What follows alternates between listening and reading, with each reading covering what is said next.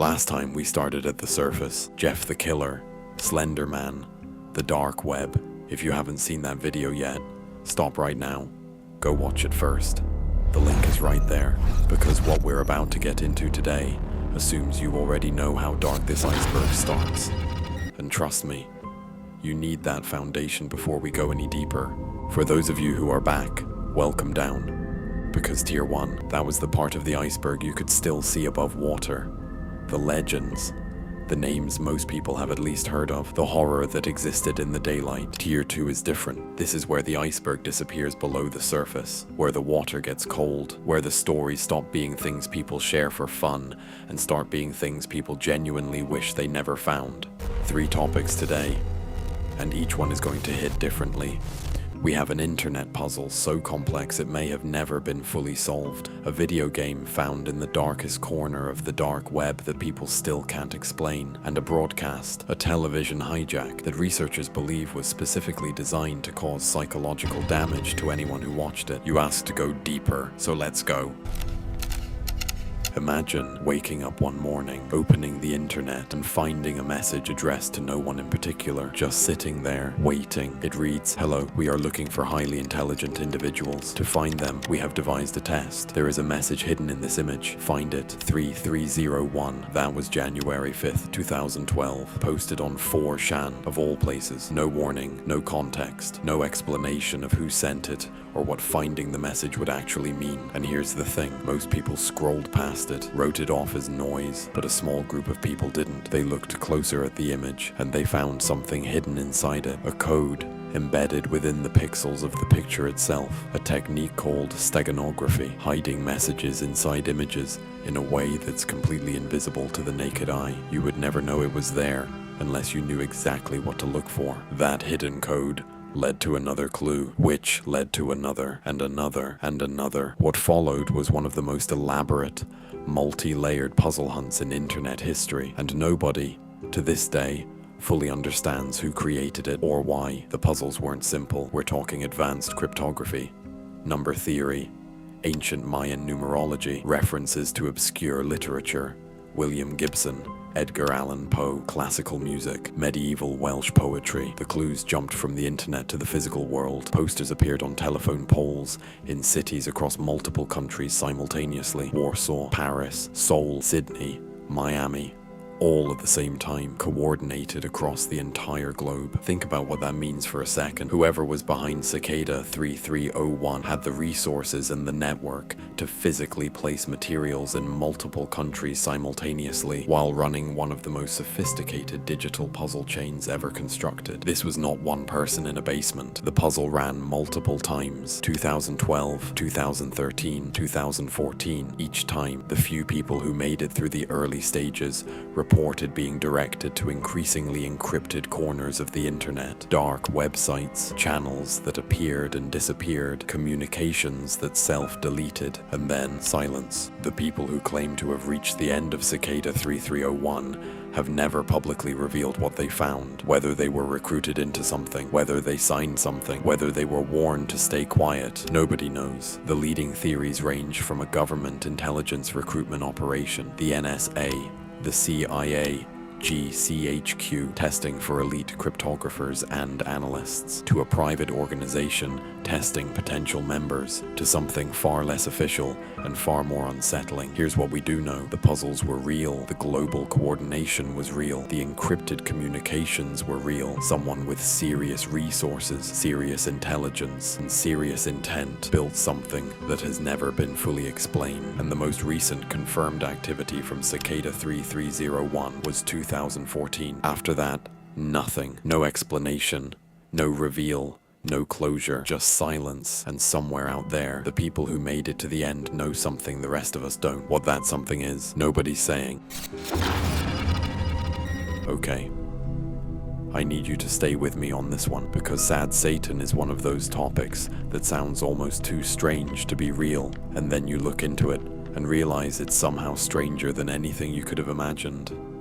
In 2015, a YouTuber who covered obscure and disturbing games received a link, anonymous, no context, no sender name. The link led deep into the Tor network, the dark web, and at the end of it was a game. Now, and I want you to really picture this, this wasn't a polished game. It wasn't something with a menu screen or instructions. It was a first-person experience. You're walking through dark, endlessly repeating corridors. The walls shift. The geometry of the rooms doesn't make sense. There's no objective, no goal, just walking through something that feels deeply, fundamentally wrong. The audio design alone was enough to make people stop playing. Distorted screaming, reversed voices whispering things that, when people slowed down the audio and reversed it, contained phrases nobody wanted to hear. The sound of children crying, layered under frequencies specifically chosen to trigger discomfort and unease in the human brain. But the audio wasn't even the worst part. Between the corridor sections,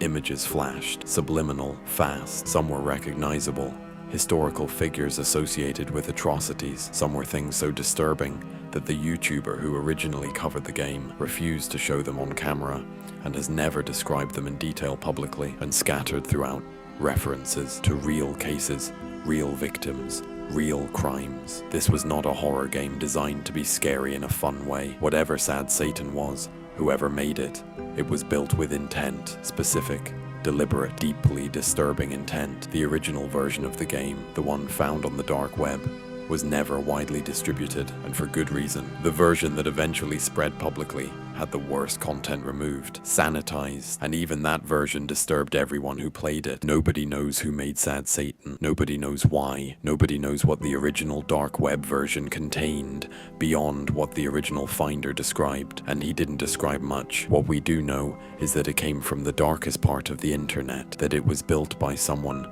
with a detailed, specific knowledge of what causes maximum psychological distress in a human being, and that it contained references to real-world crimes and real-world victims. Here is where I'll ask you, right now, to subscribe to the channel if you haven't already, because where this iceberg goes below Tier 2 makes Sad Satan look like a warm-up. You need to be subscribed before we get there. Do it now, because Sad Satan wasn't the bottom of anything. It was just a door. This one is different from everything else on this iceberg because it doesn't live in the dark web. It doesn't require a puzzle to find. It doesn't hide behind encryption. It came through people's televisions, uninvited, into their living rooms. The Wyoming Incident refers to a supposed television signal hijacking that allegedly occurred in a small town in Wyoming sometime in the mid-2000s during a regular local broadcast.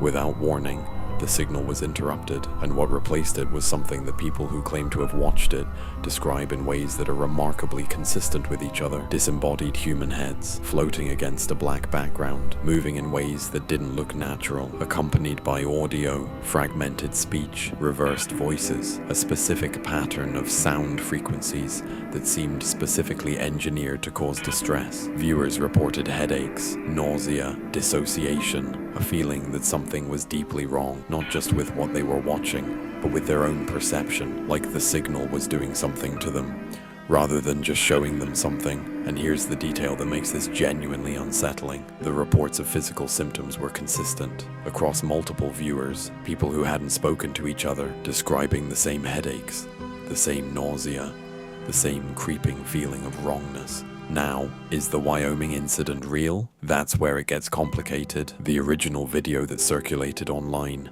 has never been definitively traced to an actual broadcast. There's no confirmed FCC report, no official documentation of a signal hijack in Wyoming during that period. But signal hijacking is real.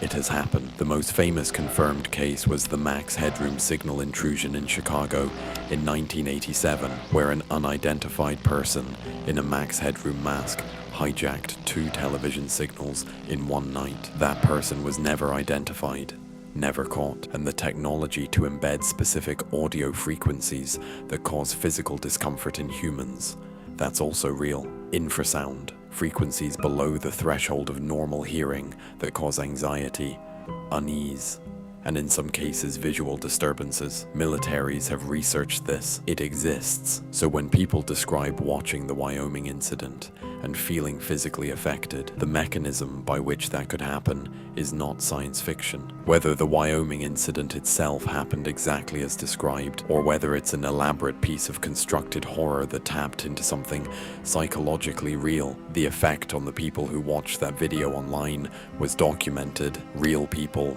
real reactions, real distress, and the video is still out there. I'm not going to tell you to find it, but it exists, and the people who've watched it tend to say the same thing afterward. They wish they hadn't. Cicada 3301, Sad Satan, the Wyoming incident. We just went deeper than most people are willing to go. And if Tier 2 already has you looking over your shoulder, I genuinely don't know what to tell you about what's coming next, because Tier 3 is where this iceberg stops being something you can easily explain away. To the Ark, Agamemnon counterpart 11B-X 1371, videos and transmissions that researchers have spent years trying to decode, content that was never meant to be found, and things embedded inside innocent-looking files that make Sad Satan look straightforward. If you're not subscribed yet, now is the time, because Tier 3 is the point where people start closing their laptops and walking away, and you don't want to miss it. Wellerman out. Sleep well while you still can.